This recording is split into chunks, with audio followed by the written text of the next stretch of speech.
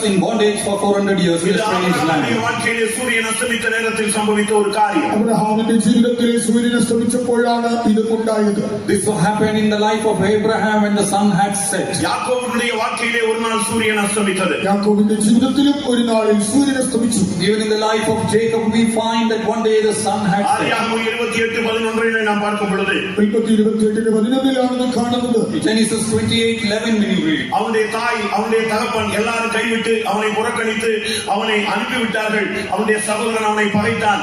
நண்பர்களோ உறவினர்களோ யாரும் இல்லாத பாழுமான ஊளையிடுகிற வனாந்தரமான இடத்திலே அவன் அவாந்தர வெளியிலே அவன் தவித்துக் கொண்டிருந்தான்.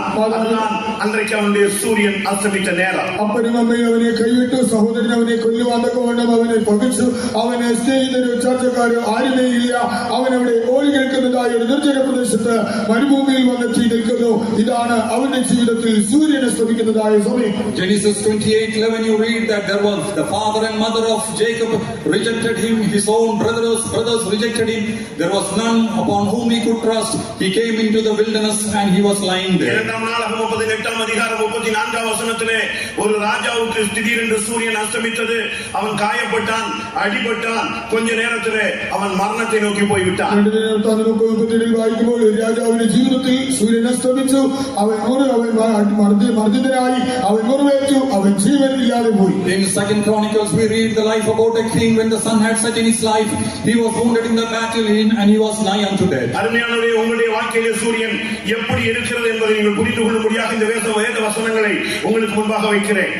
നിങ്ങളുടെ ജീവിതത്തിലെ സൂര്യൻ ഇപ്പോൾ ഏതവസ്ഥയിലാണെന്ന് നിങ്ങൾ മനസ്സിലാക്കുവാനാണ് ഈ തിരുവചന ഭാഗങ്ങൾ നിങ്ങളുടെ മുന്നിൽ വയ്ക്കുന്നത്. Dear children of God, all these verses I am keeping it before you for you to examine and find out what is the status of the sun in your life. சாபத்தின் பிடியிலே நீயும் உன்னுடைய குடும்பமும் இருக்கிறதா?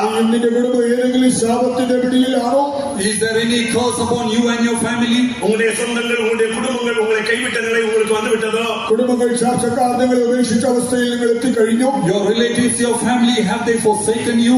காயங்கள் வேதனைகள் மரணத்தை நோக்கிய பயணத்திலே நீங்கள் நின்று கொண்டிருக்கிறீர்களோ? കുടുംബങ്ങളിൽ വേദനകളുമായി മരണത്തിലേക്കുള്ള യാത്രയിലാണോ നിങ്ങൾ? Bruises, wounds and suffering, are you on the way to death?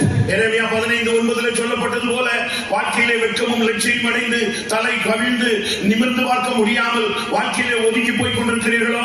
എരേമിയാ 15:9 പറയുന്നത് പോലെ ലജ്ജയും അപമാനവും നാണവും വന്നിട്ട് മറ്റുള്ളവരുടെ മുൻപിൽ തലനിവർത്തുവാൻ കഴിയാതെ തലകുനിഞ്ഞു നിൽക്കേണ്ടതായ സാഹചര്യത്തിൽ നിങ്ങൾ എത്തിക്കഴിഞ്ഞോ? Jeremiah 15:9, are you ashamed and confounded? Are you in a situation where you are not able to lift up your heads before your brethren? தானியேலுடைய வாழ்க்கையிலே ஒரு நாள் சூரியன் அஸ்தமித்தது. ദാനിയേലിന്റെ ജീവിതത്തിൽ ഒരു നാളിൽ